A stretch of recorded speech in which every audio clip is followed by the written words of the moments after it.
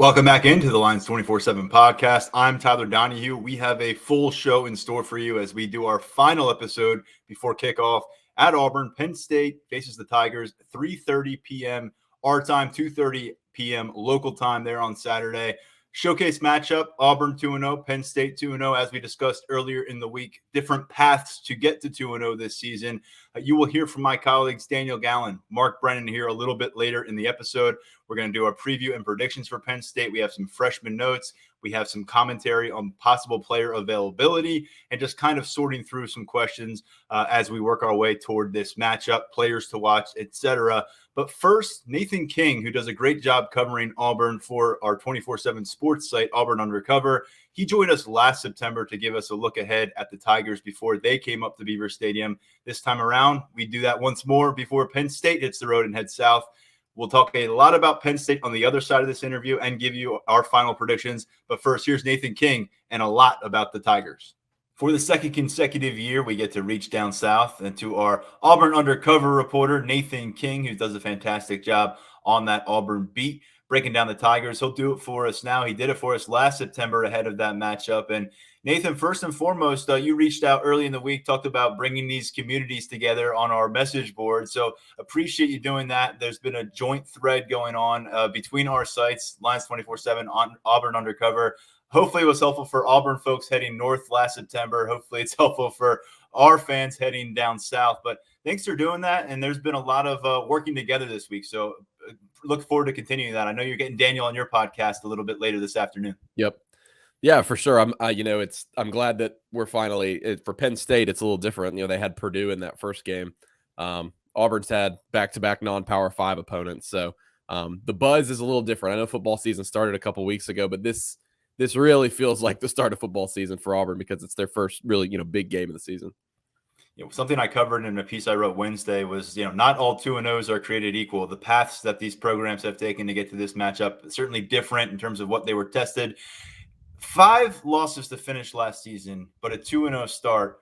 Have those vibes truly been shaken off, or is there more of a cloud hanging in the air and saying, now prove it against Penn State? Yeah, no, it's still show me. These first 2 games have not done much of anything. You can chalk that up to the 4 total interceptions from the quarterbacks, or you can chalk it up to beating San Jose State by 1 score. You can pick your poison there. So no, I mean they in terms of the bad vibes from last season, I mean. People are, looking at this with a glass half full, and I think a lot of people understand that regardless of what Harsin did last year, regardless of what he did to start off this season, he was going to be in a bad spot regardless because of what they tried to do to him in February. I don't know about if any coach would be able to recover from that in a positive way, particularly in recruiting. That's the number one thing we talk about when we talk to people about recruiting is, we're doing fine. It's just we're being negatively recruited. Everybody's just telling our recruits, well, why would you even go play there if your coach isn't going to be there next season? And so, it's sort of the chicken and the egg argument. Like, that he has to win games in order to start buying the goodwill of the fan base back and buying back recruiting success. But then you have to have both those things pulling in the right direction as well in order for you to have a successful program. So this game is absolutely massive for them, not only to get some momentum for the season, but they've got to find, if he's going to stick around, 7 wins, maybe certainly 8 wins, I think would keep them around. And they're hard to find on this schedule. And so you bring in a team like Penn State from out of conference in your building, and obviously sort of a revenge spot from last year. This is one they absolutely need to get this season in order to give themselves sort of a good baseline here at the beginning of the year to chalk up those wins. Boy, when it comes to Bryan Harsin, it escalated quickly. I mean, when they came to town last year, they were 2-0. There was some good momentum. I think it's certainly fair to say. Then, even with the loss, they were still ranked inside the top 25. It was kind of viewed as a relatively favorable loss coming out of Penn State. Lo and behold, get to 4-1, play Georgia, get smacked down, and from there on, it's a spiral for them. They finished 6-7. Can you talk us through this offseason a little bit? Because I know a lot of Penn State fans on the peripheral kind of sort of know what the Tigers dealt with. But can you set the stage for just why there is such a momentous opportunity for Auburn? Or if they lose this one and they lose it poorly, why it could get really ugly in a hurry? Yeah, I mean, I think it's funny. You look at last season, and even some of the Auburn players talked this week about, maybe if we had gotten that game, it would have given us, the tight end in particular, John Samuel Schenker was really kind of harping on that. But it's interesting that he said that because I understand Auburn had a bad end to the season. They absolutely did, 5 straight losses. But after this game, they started 6-2 on the year and were number 14 in the college football playoff rankings.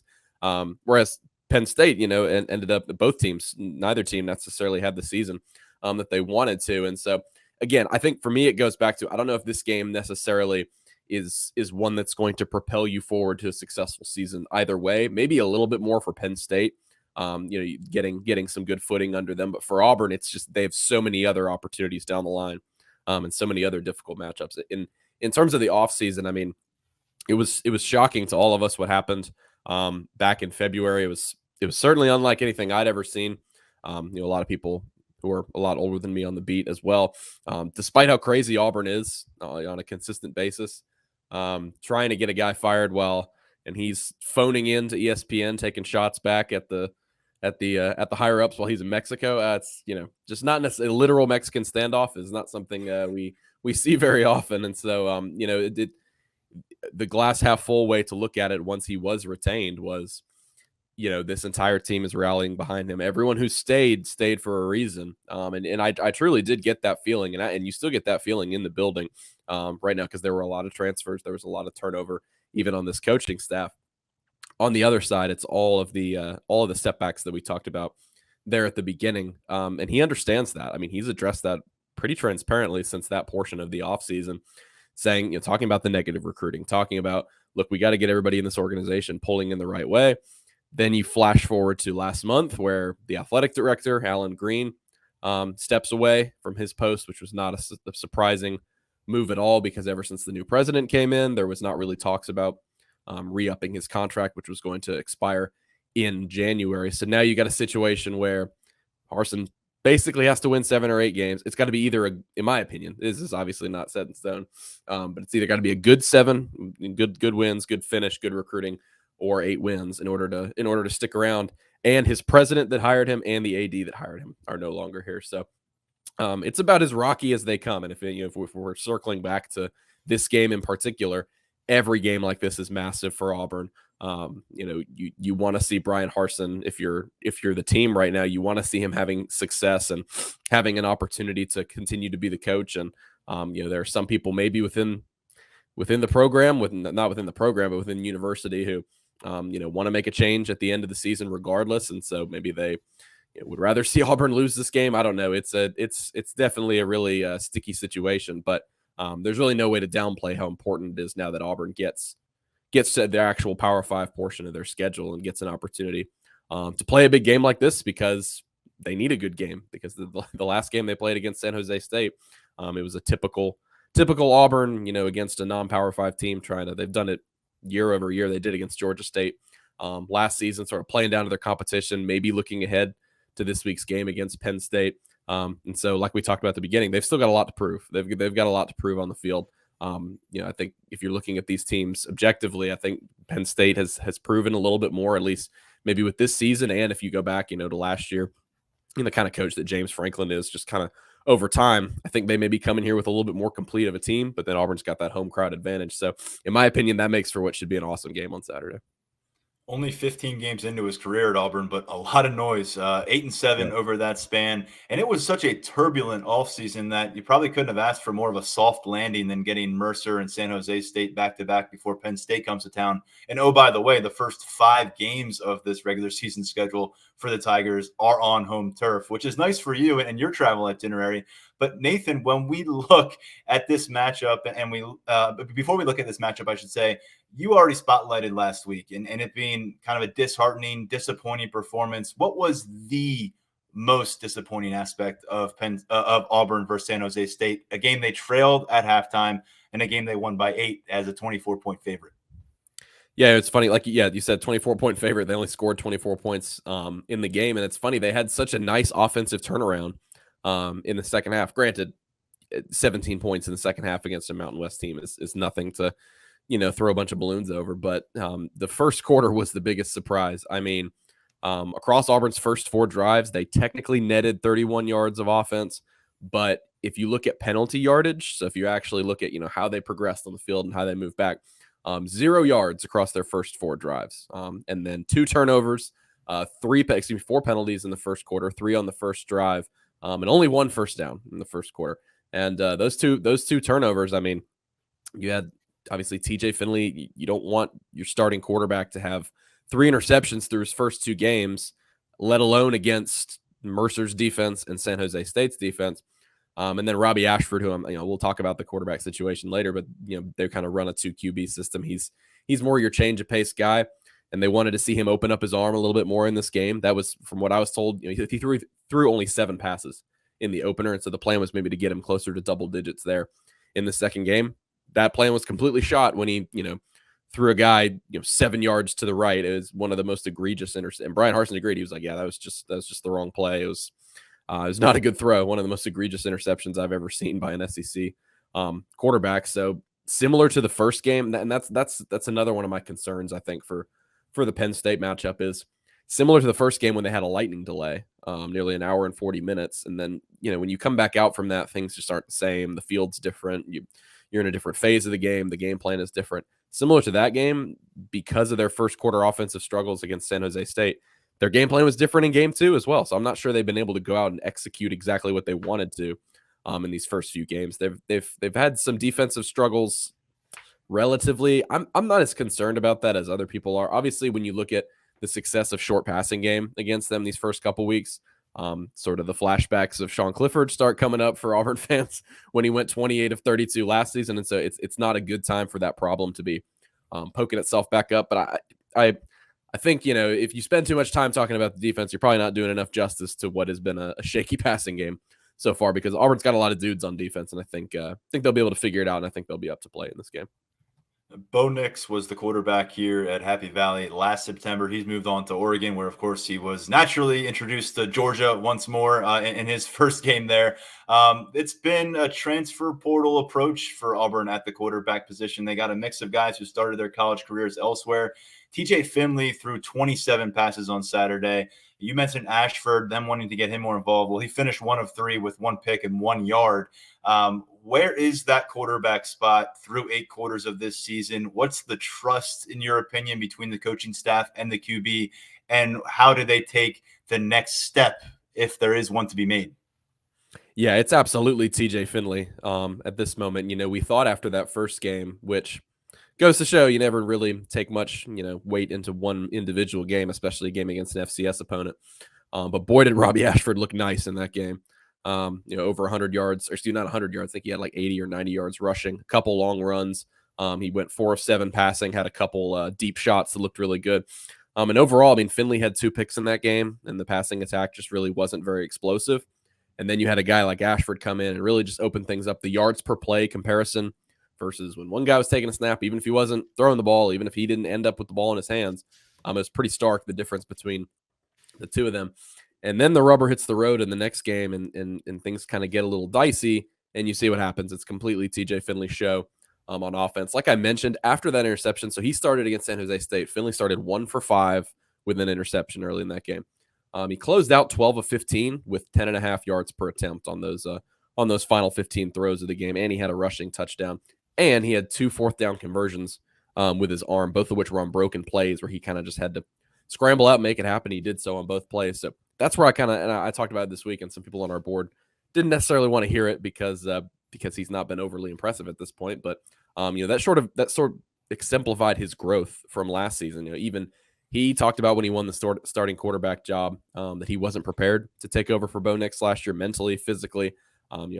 He straight up said, you're supposed to prepare as the starter, and I wasn't necessarily doing that. To now a situation where even he's had these interceptions early in the season. And after that mistake against San Jose State, he came back strong. He's pretty calm and composed in difficult situations kind of later in that game. All of that is to say, considering we've been talking about struggles against an FCS team and San Jose State through these first couple games, there's not a lot of confidence in that passing game right now. They absolutely have to set up the running game with Tank Bigsby and Jarquez Hunter, who are 2 fantastic running backs, one of the better duos in the SEC, in order for them to take the next step. More explosiveness and really just more production overall. at receiver. They've got Javarius Johnson. He is also a guy you're going to see maybe a little bit on punt returns. He's one of the more explosive receivers in the SEC. Actually leads the SEC in yards per catch. Right now, though, he's only been targeted 8 times the first couple games.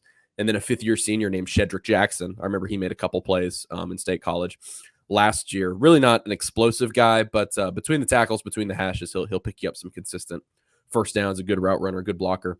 Other than that, who knows? I mean, they have a rotation. Tarvarish Dawson is a guy, Malcolm Johnson Jr.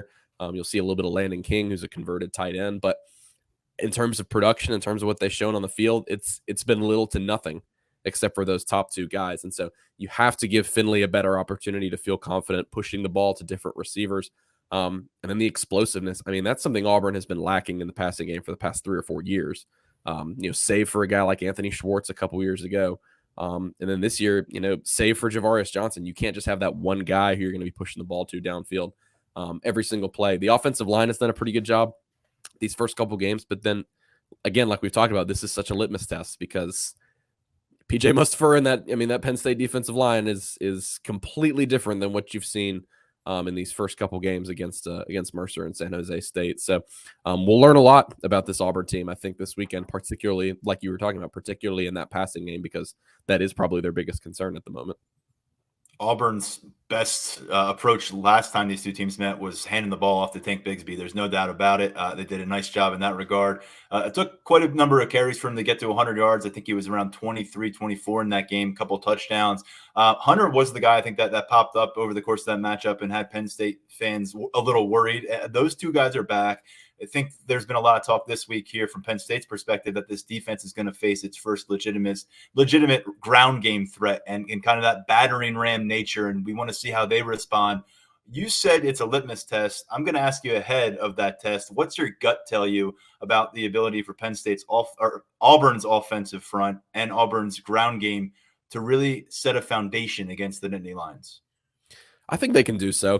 Just looking at what Penn State, through these first couple games, they are strong in terms of the defensive front. Like I said about talent level, it's a group that Auburn hasn't seen anybody like it since last season. And Penn State, talking to Auburn players this week, it's funny they said on film it's like they're in SEC play already, talking about not only the kind of talent Penn State has, but really the way they play. Their defensive formations in terms of the front seven, the way they play man to man on the outside, and then on the flip side going over to the offense, talking about a guy like Sean Clifford, how big and strong their offensive line is. And so some of the veteran guys are like, look, we're used to this. It's like we're in conference play already. In terms of a confidence level, it'd be pretty high for me, just because you look at these kinds of games in the past for Auburn at home. Rarely do they struggle to set up the ground game unless they're playing someone like Georgia, where of course they're going to average 1.3 yards per carry. The question has been, and like you mentioned, Bo Nix has been the quarterback. The question has been, how much can you complement it with a passing game? Again, I hate to go back to that on a question about the running game, but Tank Bigsby is a proven commodity. When Jarquez Hunter does his thing, like Penn State fans saw last year, they saw him in one of his better games this season. He had that big hurdle on the last drive as Auburn was going down, trying to tie the game. He had a little bit of a knee procedure, minor knee procedure in the offseason, but he looks good as ever. He had 4 touchdowns on his first 11 carries of the season. Again, it was against minor opponents, but it's still a pretty good clip for him. That's a really good looking 1-2 punch. Their run blocking has been very efficient in these first couple games. So all that leads me to say, Tank Bigsby does good sometimes, even against a loaded box. Sometimes there's just not much you can do against him, but they've got to turn that into play action opportunities. They've got to turn that into TJ Finley becoming more comfortable pushing the ball downfield, because he's been not in the way that Bo Nix used to scramble out and escape pressure. That's not the type of quarterback that he's been, but he has maybe gone through too many reads, and they haven't really faced a great pass rush yet. And there's been one guy draped over him, but it's a 5'11" linebacker on the FCS level. Finley's 6'7". He can kind of just brush the guy off. Not going to be the same way against Penn State. He's going to have to go to, first, second, third read and get the ball out or escape the pocket. And the running game absolutely has to give him an opportunity. So I think the long-winded way of saying that is I think they will have the opportunity to do that. I think the running game will set that up. I have a hard time believing Penn State is just going to completely bottle up these two running backs. They look like they can be pretty successful in this game, but the question to me is whether they can execute on it, whether they can make good on that sort of baseline for their offense. And in terms of the confidence level for that on the other hand is not very high for me at the moment. Last time we saw Sean Clifford go against this Auburn defense, he had the most efficient passing performance of his college career. I think he completed nearly 90% of those passes. It was a strong evening for him in the whiteout crowd. Now he's going on the road. He's a guy who's played 35 college starts to this point. I don't think a lot of people are worried about him being shaky in any kind of road environment. But the question for Auburn has to be, how do you get him off of that rhythm? And Sean Clifford's been a guy in his career who's been a bit streaky. When it goes bad, it can stay bad for a few possessions. When you talk to those Auburn defenders and the coaching staff, what is their biggest priority against a sixth-year senior quarterback this week? Yeah, I mean, first of all, the praise through the roof, and I think that's something that shows the impasse between fans and players and coaches. And we talked about it last year on this show, but sort of the parallels between a guy like Sean Clifford and a guy like Bo Nix, someone who is capable of giving you so much in the passing game, and then we didn't even know, but we saw it on Saturday, one of those games where he just flashed and was a fantastic player and absolutely the reason that offense was humming along in that game. And then you have some head scratchers. And the Purdue game, I thought, that was such an entertaining way to open the season watching that game. And man, quintessential Sean Clifford. It was so good. I mean, you have the big mistake in the fourth quarter and then you yourself make up for it and lead the long touchdown drive. He's such a polarizing quarterback. And the fact that he's a 6-year senior, he's such an awesome college quarterback to follow. He just gives you so much entertainment one way or another, but yeah, they absolutely cannot let him do that short passing game again. And, I know they don't have a guy like a Jahan Dotson again, but I know Mitchell Tinsley's look pretty nice. I know they've got, Parker Washington. They've got some other good receivers there.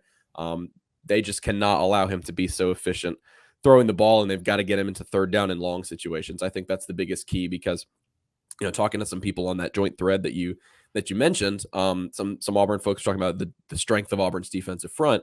And some Penn State fans are asking, well, didn't they have trouble getting after it with just 4 last season? And the answer to that is yes, is number one. Number two, they improved over the course of last season, that pass rush did. And number three, they returned pretty much everybody in that pass rush, and they've got 2 of the better pass rushers in the SEC right now, and Derek Hall and Eku Leota. So you have to give those guys an opportunity to make life hard on Sean Clifford. I think if they can force him into a turnover or 2, that's going to be massive for this game because, like you mentioned, it's he's been a little shaky in the past when things don't go his way.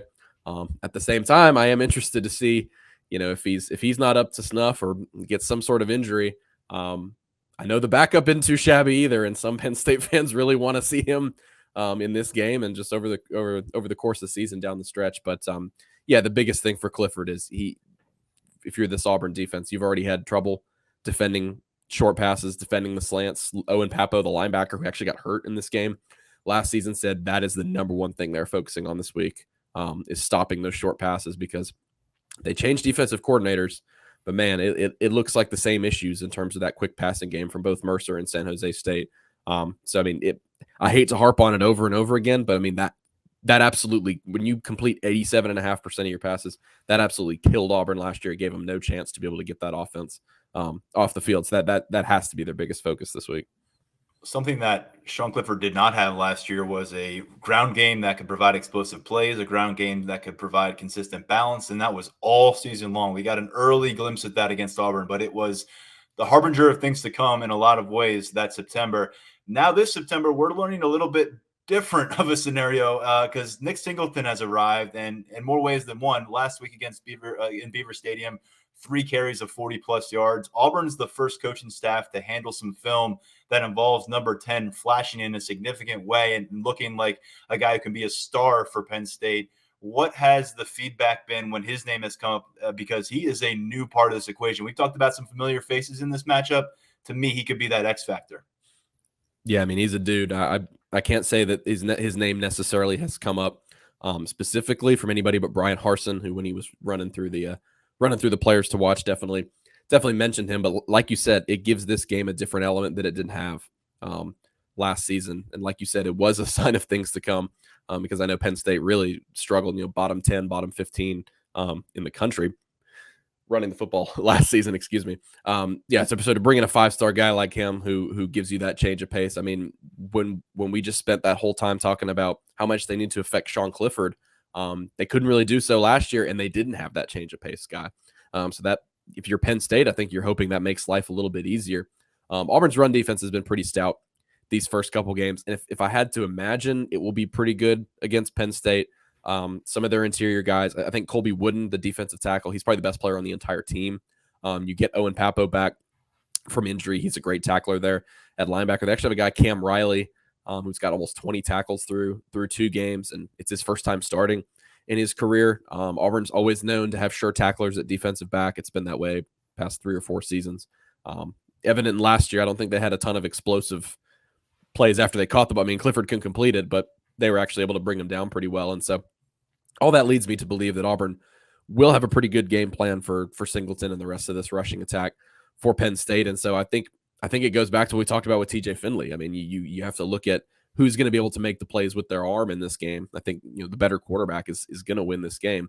And again, another reason why that kind of leans Penn State here, because you've got a guy like Clifford with everything that he's gone through in his career and all the ups and downs. He's still done it in these kinds of spots way more than a guy like TJ Finley has, where really the only time he's done something like this was when he beat Georgia State last season when he came in for Bo Nix after he got benched. And so, I mean, I would expect overall, maybe if you're comparing the two sides, Auburn to have a little bit better of a day on the ground than Penn State.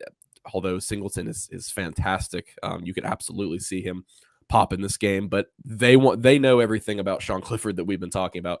They want to make sure that they can make him beat them and not have a 1-2 punch, a ground game set up into play action. They don't want that going for them. They feel confident in their ability to play well against Clifford, and obviously they're upset with what happened last year, and they want to have a bounce back performance in that regard. And so, I think they're a pretty stout run defense. But again, it goes back to what we talked about over and over again.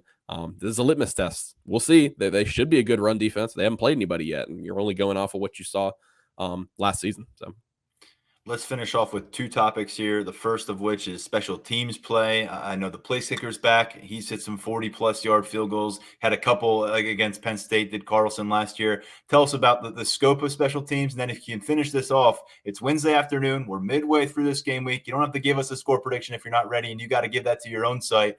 But can you tell us kind of where you're at on this matchup 3 days out? Yeah, special teams has been pretty nice for Auburn here in the early season. It was certainly not a down spot for them during that losing record. Last year, it starts with a guy named Oscar Chapman, who was second-team All-SEC in the preseason at punter. He was the 5th highest-graded punter, according to PFF, in all of college football. Last season, you look at some of his efficiency metrics, especially when they cross midfield. Some teams kind of get into no man's land when you're between that 45 to 35-yard line, and even if it's a difficult 4th down, you're saying, I mean, we're just going to punt it right into the end zone, so why not? Oscar Chapman's kind of nice. He gives you that ability to punt the ball. I mean, I think they punted it from San Jose State's 44-yard line, and it was down to the 2. So, I mean, he does stuff like that pretty consistently. And, heck, we've seen that be a factor in big games across the country over the years, for certain. And so I think he's probably your biggest X factor there. He's absolutely a guy that you look throughout the season for Auburn in these kinds of big games, and they get into SEC play. He's a guy you could pencil in as an X factor every single game, because I mean the biggest one was the Iron Bowl last season, when obviously they had a defensive masterclass against Alabama until Bryce Young does what he does, and like he pretty much was the same as the Texas game. But I mean, I think he had 3 punts inside the 10 that game and 5 inside the 20. So he absolutely gives you a chance to set your defense up for some success. Yeah, Anders Carlson is back from that knee procedure. He tore his ACL in week 11 last year, and now he's back. So that was a pretty swift recovery for him. He's kind of middle of the pack in terms of SEC kicking. He carries a lot of weight because of his last name. Obviously, his older brother is the SEC's all-time leading scorer. But he didn't have too great of a year last year, and so you trust him if you want him to kick the ball in a clutch situation because he is so experienced. So we'll see how that goes. We'll see if that knee affects him at all. And then a guy named Keontae Scott is their new punt returner. I mentioned Javarius Johnson earlier. I think Scott probably has him overtaken for the most part. He's a JUCO addition at defensive back. Good looking player. He's had a couple nice ones. He's one of those punt returners who really just kind of goes for it. I mean, there'll be guys right in his face and he'll attack the ball, try to make one move and get 10 yards upfield. And again, it's been Mercer and San Jose State, but he's had pretty decent success doing that. So Special teams is an area where maybe Auburn can try to get some extra yardage in this game, because in all three phases of it, I think they are kick returns as well. Jarquez Hunter and Nehemiah Pritchett are pretty good returners. So I think maybe they can try to get some advantages in that regard. Yeah. And then in terms of the game, I mean, if you couldn't already tell over the course of the podcast, I mean, I definitely think there are more advantages for Penn State in this game. You like Auburn being at home, certainly. And Jordan-Hare is a place where, Penn State fans, I'm sure, have watched it over the years in SEC play. But it's just cursed for other teams. Sometimes, I mean, obviously, sometimes somebody will come in and just dome you, of course, if you're a bad team. And Mississippi State came back from 4 touchdowns down in the second half in Jordan-Hare last year. So it's not always this way. But if things get tight in the fourth quarter, which I would imagine and I would hope, because I hope it's a great game, I would think they will in this game. I don't really see it being a blowout any way or another. Sometimes that crowd and sometimes that stadium has a chance, has a way of just kind of willing Auburn to victory.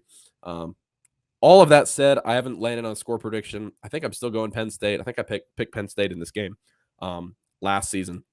It would not surprise me at all if Auburn won this game. I'm sure y'all are kind of in the same spot where it's, Auburn has had some issues here in the early season, but get a couple turnovers off of a guy like Clifford, get some momentum, get a couple first half touchdowns in front of that home crowd, and wouldn't be surprising at all for them to win this game. But I just see Penn State right now as not only being the more complete team on both sides of the ball, but I trust James Frank a little bit more in this game than I do Brian Harsin. And it all goes back to the quarterback play. I definitely trust Sean Clifford. I know he's, again, a polarizing figure there for Penn State football, but I definitely trust him more than a guy like TJ Finley in this game. And so on the flip side, if Finley wins it, if Finley's good with his arm, completes a decent percentage, doesn't have turnovers, heck, that makes you very confident moving into SEC play. But at this current juncture, I'm not sure if I'll change it over the course of the week. And again, haven't necessarily landed on a score prediction, but I would probably think Penn State is able to come in here and get the win. Yeah, an important tune-up for both sides as they get ready for conference play approaching, and we appreciate your perspective. Like we got it last September. Really good stuff, Nathan, from you. Hope you get Daniel's perspective on your podcast, and you and your listeners enjoy that. Thanks a lot. We'll find out Saturday how it all shakes out, and we'll look for your coverage. For sure. Do the same with y'all. Appreciate y'all. A whole lot on Auburn there from Nathan. Thanks again to him. Let's shift and get back to Penn State now. We've got a lot to discuss with the Nittany Lions for the remainder of the show leading up to our final picks for the game. Let's do that with Mark Brennan, Daniel Gallen, my colleagues at Lions247.com. Great coverage throughout the week, fellas. Let's get into it on our Thursday episode once more. And before we talk about this game, there was a roster update this week, and I just wanted to kind of go through that briefly because we get these roster updates. We don't know when they're going to pop up, and all of a sudden you'll see some adjustments in terms of weight, in terms of where guys are in their physical development. So we were able to glean a little bit from that through checking things out. Guys, you saw the list I put together. You've got Katron Allen down 24 pounds. You've got Drew Aller up 13 pounds. You got Malik McNeil at 6'7", down about 20 pounds. Drew Shelton on the other side of that, an offensive tackle. He's up close to 20 pounds. I'm curious what stood up to you. We've got the full list over at Lions247.com, but it was one of our rare kind of examinations of how freshmen are developing with a little bit of info from Penn State. Yeah, I thought the Drew Shelton information was pretty interesting. I mean, there's a guy we've heard nothing but good things about. Looks like he's repping with the second team. And when you look at some of the issues that they're having at right tackle, now, obviously, he's repping at left tackle now, but you just wonder if he's maybe more equipped to play sooner than maybe we had anticipated. He was down, I think, into 260s for his high school basketball season, if not even a little less than that. So for him to come in and put on that weight, and he wasn't a guy who was an early enrollee. He came in the summer. So, ideally, you don't want to have to rely on a true freshman at tackle. But given some of the issues they've had at that position, it's good to know that physically he looks like where he's close to where he needs to be. And all the intel that we're getting is that he's just really, really advanced when it comes to the technical aspects of playing. So I think that was a really good thing for Penn State. I'd go with Katron Allen. Obviously, when he came in with Nick Singleton, it was kind of billed at a little bit like thunder and lightning, with Nick Singleton as the lightning, Katron Allen, aka Fat Man, as the thunder out of IMG Academy. I think through 2 games, Nick Singleton has shown that he can be both thunder and lightning himself. just based on how he plays. But I think that when you saw them on the field together during preseason camp, it was like you could tell that Nick Singleton was bigger than Katron Allen. You could tell that Katron Allen was a little bit smaller than we thought he was. And I think that the 201 kind of reflects how he's looked on the field through these first two games with kind of how smooth he is. I've been really impressed with how he seems patient and kind of glides almost when he's looking to find the hole to hit. So I think that's the one that stood out to me, mostly based on kind of expectations versus the reality, how this was kind of presented, how the scouting was, how we thought this was going to be versus how it is now. And I should have clarified this at the top. Those weight differentials I'm talking about were the announced weights that Penn State put out there publicly on signing day when these guys put pen to paper versus where they are at this current roster update. So 24 pounds from last December for Katron Allen. We don't necessarily know when that weight loss kind of started, but that's notable. Nick Singleton now 18 pounds heavier than Katron Allen, according to Penn State's roster. And you talk about the speed that Katron Allen brings at almost 220 pounds. By the way, Drew Aller, no longer 240 plus, 238, but he was 225 on signing day. And there's no other quarterback on this roster that I believe reaches 220 pounds. So he stands out. And then three wide receivers, Anthony Ivy, Tyler Johnson, and Omari Evans, all 10-plus pound gains since they were announced on signing day. One other note here, non-freshman, but Tyreese Mills, who came to campus this summer out of Lackawanna College. He played safety at Lackawanna. He's transitioned to linebacker. I think you like to see this.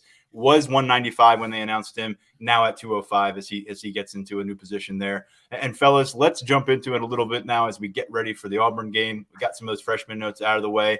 Coming off the practice field, Daniel, we got some clarity on certain guys, but more of the same, I feel like, with Theo Johnson. That word hopeful was applied to his status last week leading up to the matchup against Ohio. He was not in uniform. He did travel to Purdue. I'd expect he'll travel this weekend. Whether or not we see him come out of the tunnel in full uniform a half hour before this game remains to be seen. It's the second straight week that James Franklin said that he's hopeful that Theo Johnson will be able to come back. Obviously, the fact that he traveled to Purdue made it seem like he was, I guess, close to playing.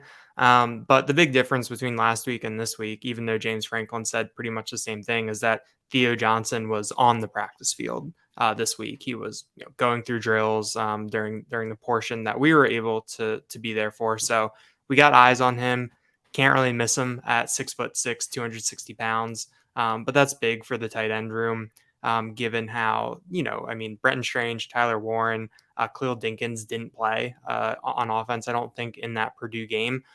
So if they want to do the things that they want to do with that 13 personnel with 3 tight ends, they need Theo Johnson back. And I think that if he's available, it just adds something different to the offense right now.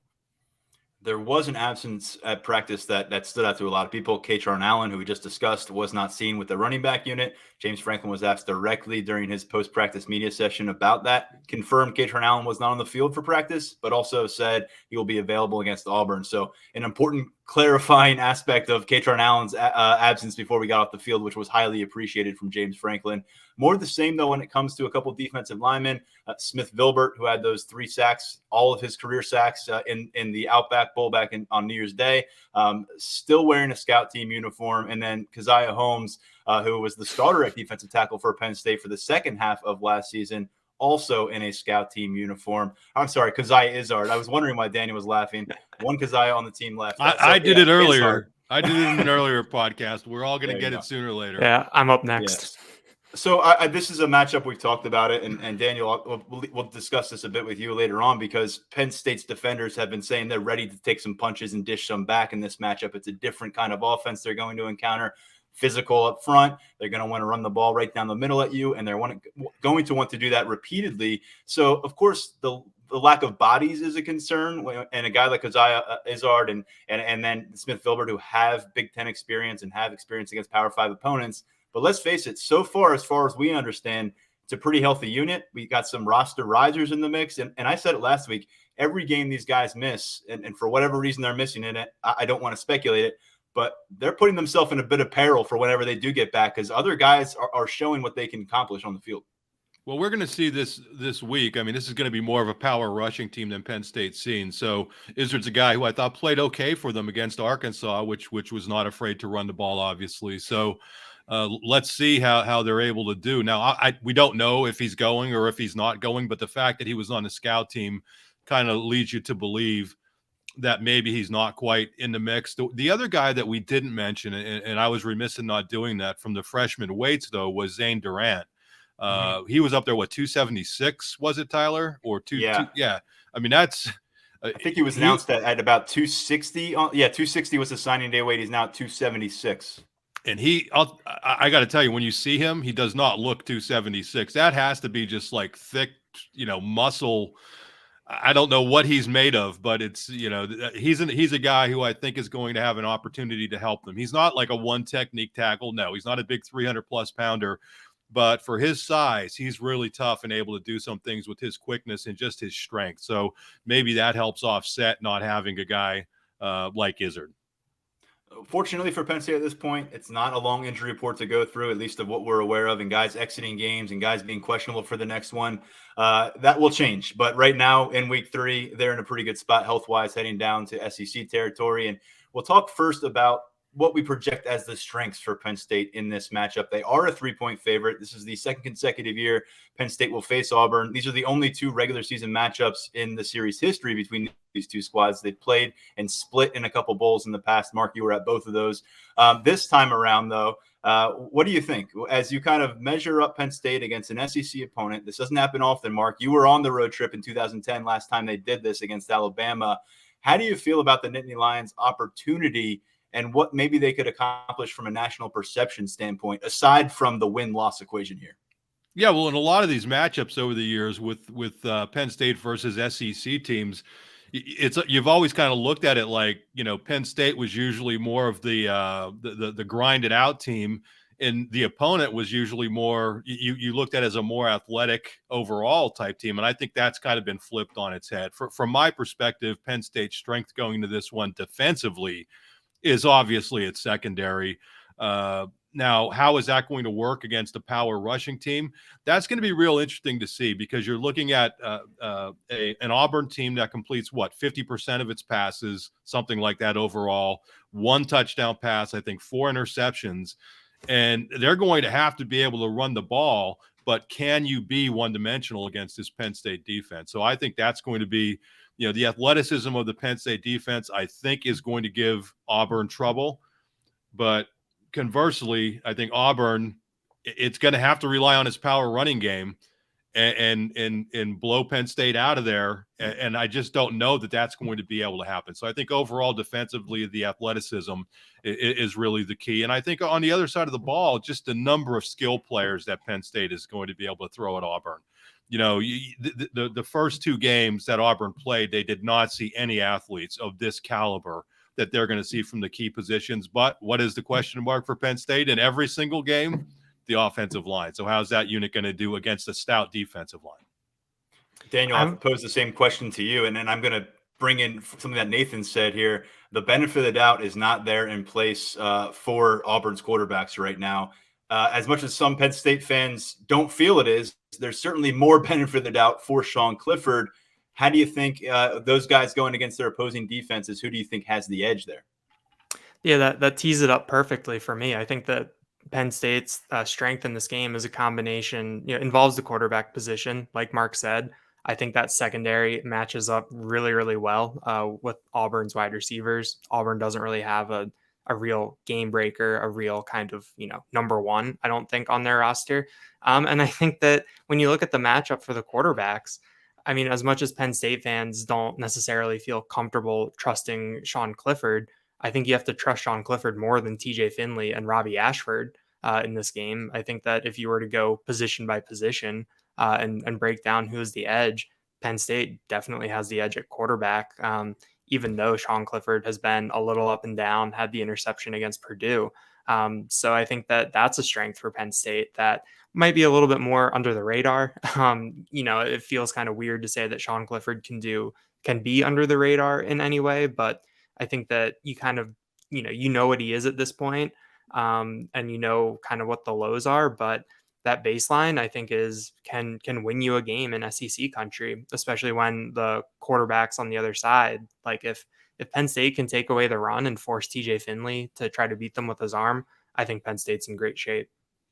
I think they could absolutely feast on this passing game of Auburn's if they have to go that direction to the Tigers. And that brings you out to, can you get off to that hot start offensively and play that complementary football? Because I think there is a real case to be made where if Penn State can get some kind of 2-score advantage early in this game, put some pressure on Auburn and show that they can stop or at least effectively corral the Tigers' rushing attack, that's going to put Auburn in a really precarious situation that I don't think they're comfortable with, much less against one of the secondaries that is being lauded across college football for its potential and for its performances so far.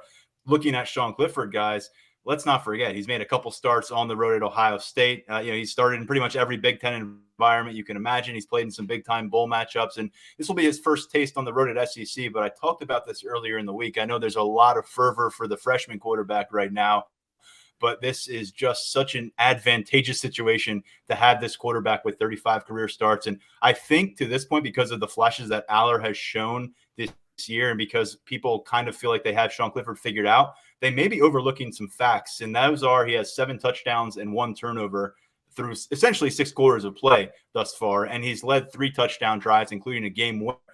The final, or I should say 4 touchdown drives, including a game winner in 2-minute situations at the end of halves. So to me, Sean Clifford, I have a lot of confidence in him going this game. I know at the national conversation, people are kind of wondering if both quarterback situation, who's going to kind of be teetering on the brink of crapping the bed in this situation. I have a hard time seeing that happen to Sean Clifford. He may make some mistakes, but I don't see him being out of his element regardless of what Jordan-Hare Stadium throws his way. And I think that's very important in this matchup because I think Auburn's quarterbacks playing at home even, this moment just might be too big for any of them, whoever they throw out there. Well, that's why I thought it was important last week. Remember when we were talking going into the Ohio game, a lot of people were like, Penn State should just do whatever it can do to establish the rushing game. And I'm like, no. I think they have to show balance. And they came out and they did that. They did a really good job. They put a lot of things on tape that Auburn's going to have to worry about. And it's going to be sort of a pick your poison proposition. But guys, I mean, to me, it comes back. We keep saying it over and over and over, but it's true. It's the skill position players are fine. Sean Clifford's fine. But if he doesn't have time to throw the ball, there's going to be an issue. So this is a really important game for that offensive line to step up. It was up and down against Purdue. The right side really struggled. It was up and down against Ohio, giving up 5 sacks. I know that wasn't all on the first team, but that really shouldn't be happening against that level of competition. So as I look at this, I forget about the quarterback. I forget about the skill players. They're all going to be just fine. I think it's going to come down to what that offensive line is able to do against a good defensive front for Auburn. We did hear from James Franklin after practice Wednesday. Expect to see plenty of Hunter Norzad involved again at both guard positions, potentially at center, potentially. He was at all 3 of those spots last week. You may not see him in the starting lineup, but he's going to be a factor. Same goes for Bryce Effner, who was splitting time on the right side at tackle with Caden Wallace. They're going to factor into this offensive line plan. And guys, the skill positions, there's so many emerging names, whether it's Amari Evans, a new guy, and Mitchell Tinsley that everyone's starting to really feel comfortable with as a top target for this team. But to me, Nick Singleton changes everything. What he did and what he put on film, I don't care who they played last week. Look, Auburn played San Jose State, and they looked like crap for the most part. Nick Singleton played Ohio, and he looked like a 5-star getting his feet wet in college football. And so to me, the ability to go long distance, we've heard it from players and coaches over the course of this week. You got to imagine being able to do that for the first time since the Cotton Bowl in 2019. It just changes the way a team's going to be able to approach you. And in my opinion, it's going to give Mike Yurcich an opportunity to scheme things differently than he's ever been able to thus far in his Penn State career, because as much as they maybe try to establish the run in certain situations, it was unsuccessful. And ultimately, it felt like they had to break free from what they wanted to do from a game plan perspective repeatedly over the course of last year because they could not establish things on the ground. We got to see it from Nick again, but just the fact that they go into this game and that's kind of a feather in their cap, something they can throw your way, I think that's a big, big adjustment.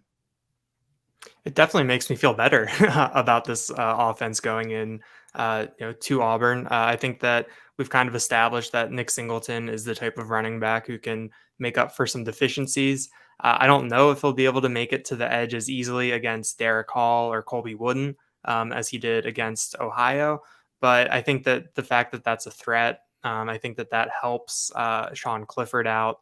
I think that some of the defensive guys talked about it, that it's just kind of a boost to them to know that on the offensive side of the ball, that there's a running back that can score, pretty much at will from any part of the field if things break right. So I think that you do have to be concerned about the offensive line. I had that written down under my concerns. How are those tackles going to hold up against those edge rushers? I think that this could be a big showcase game for Olu Fashanu, who we talked to earlier this week. But I want to see what they can do for Nick Singleton. How can they make it easier for Nick Singleton? What can they do to open things up for him so that we don't end up in a situation like we saw last year where the running backs would try to have to do everything themselves. And, Nick Singleton can do that sometimes, but I don't necessarily think that's a recipe for leaving Auburn with a win Saturday. And acknowledging the fact that it was Ohio, some of those runs, some of the highlights from Saturday, maybe they're 10-yard gains, but I don't think Nick Singleton is out racing the Auburn defense. Owen Papo's out there, really rangy linebacker. You mentioned it, though, the defensive front, they've got some big fellas in the middle, but on the perimeter, Derek Hall, 9 sacks last year. He's got 3 quarterback hurries through the first stages of the season. He's kind of that name you circle.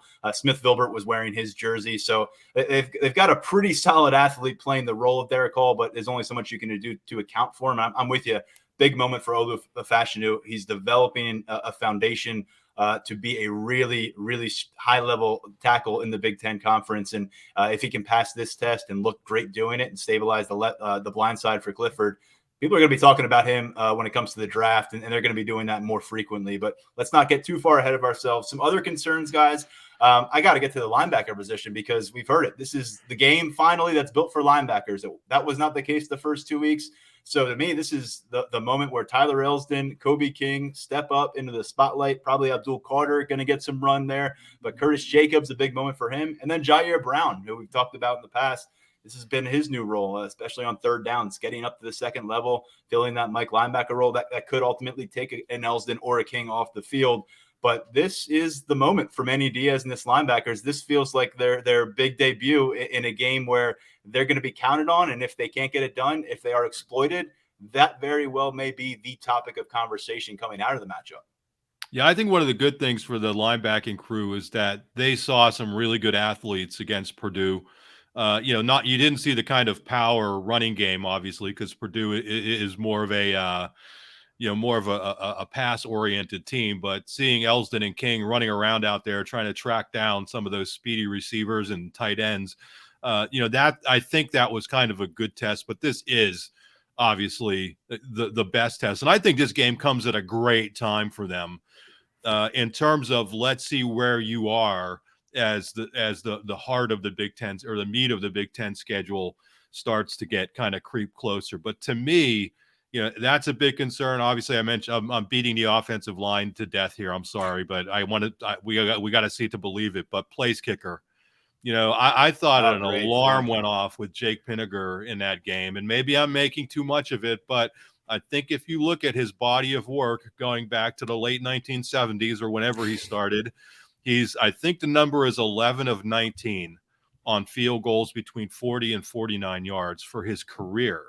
Mark, it's 10 of 20 from beyond 40. From 40 and beyond, it's 10 of 20. Right, but I think I go with the 40 to 49 only because we knew that he was never the 50-yard plus type of kicker. They were often bringing Stout in. So even on those, which, 50% is not good enough. You can't kind of explain that away. And then to miss an extra point as well. I actually like what James Franklin did and said, listen, I've had some issues with the line, letting guys through and whatnot. Maybe I think that's trying to get Jake Pinniger's head kind of where it needs to be. But you're looking at a game, last I checked, that Penn State was a -3 favorite. These are the kind of games where special teams could come in really, really, really big, and they need a veteran kicker to step up. Again, I will say this, it's a non-conference game, so if you're a Penn State fan, you want to hope that he gets an opportunity to hit a key kick or two, because you want to know where you stand at that position heading into Big Ten, because for darn well sure when you get into the Big Ten, sooner or later, you are going to need somebody to make big kicks. Whether it's overtime, whether it's the end of the game, whatever it may be, you're going to need people to make big kicks, and you got to know if you could depend on him. And I don't know that now that you can say that you can. And you mentioned Pinniger not being the 50-plus yard guy. According to James Franklin, he now is at least 50, 51, and 52. And then beyond that, it's Sanders Sahaydak. And we'll see if they trot that out at some point. I think it'd probably have to be the end of the half, maybe the end of the game where we'd see that happen, and basically a Hail Mary version of a kick from Sanders Sahaydak maybe. But with Pinniger, last time we saw him try it from 50 was against an SEC team, actually. It was down in Tampa at the Outback Bowl, and I think he missed about 15, 20 yards right. It was really, really bad kick. Yeah, you're right. It's not going to be 46-10, and it's not going to be 46-10 moving forward in Big Ten play. So you're going to need to really be able to handle those margins of error, and if your kicker can't get that done, major concern. Mark, thanks for bringing that up, because if we didn't, people would have probably been on our case. Daniel, Mark, it's time to do your players to watch, and then we'll get into predictions. Daniel, you can lead us off. Who's your player on Penn State that you have in the spotlight here? Well, it was going to be Jake Pinniger, so I'm glad we got that out of the way.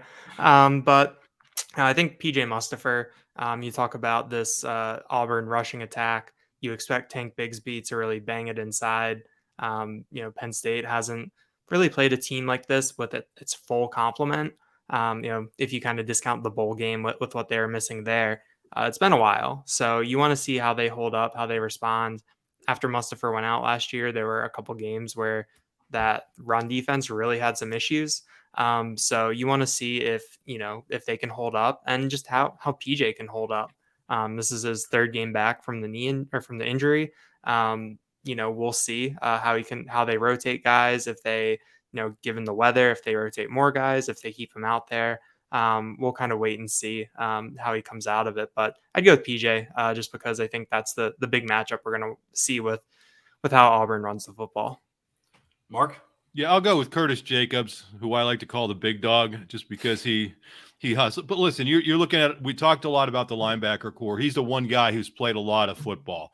You have two quarterbacks who, one more than the other, but both of the Auburn quarterbacks are willing to run the ball.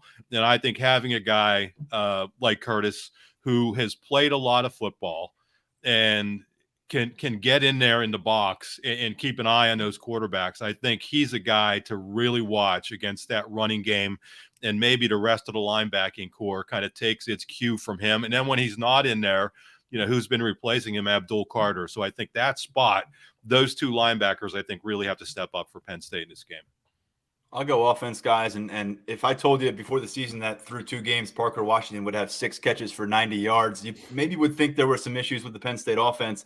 Look, we've talked about the new guys that have emerged. Last week was essentially the vet treatment for Parker Washington. He got in, got some work done, returned some punts, 4 catches, 60 yards, and got to watch a lot of football, got to watch a lot of these younger receivers. In week 1, it was more Mitchell Tinsley, 2 catches, 30 yards. He's the guy that I'm looking to see make some game-breaking plays. He was the best playmaker for Penn State in the Outback Bowl when they were pretty decimated across the field. He's the guy who rose to the occasion, was able to give them some juice when they were lacking it. I don't know if they're going to be lacking the juice this time around, but to me, he's a guy that whether you get the ball to him in short space or you're going long distance, I want to see him get involved. And I think they will do that. Maybe even get the ball in his hands on a handoff because Auburn's going to have to account for a lot. We've talked about some of these new figures that weren't on the field in this matchup last year. Parker Washington was there, and he's still there. And I still think he's going to have a huge season. I just think that through 8 quarters, he's gotten buried a little bit because of some of the other names that have popped up. I like his chances to remind everybody about how special he can be come Saturday afternoon into Saturday evening down in Auburn. Guys, it's prediction time. And this is one where, again, Penn State favored by 3, and all of our predictions go pretty well beyond that. Mark, we'll start with you. And you're actually the narrowest gap, but we're all betting that Penn State covers the spread. What do you got for us? Yeah, I got a 24-20 Penn State. I look at an Auburn team that really struggled to score against San Jose State, and I just don't know that they're going to be able to put up enough points. The Penn State offense, again, what's my concern? I really want to see how that O-line plays, but I think regardless, even if it doesn't have a great game, the skill players are good enough that Penn State's going to put up at least 24, win by 4, barely cover, pick the under. Daniel? I went Penn State 26, Auburn 17. I think Penn State can get enough distance that it'll be a 2-score game.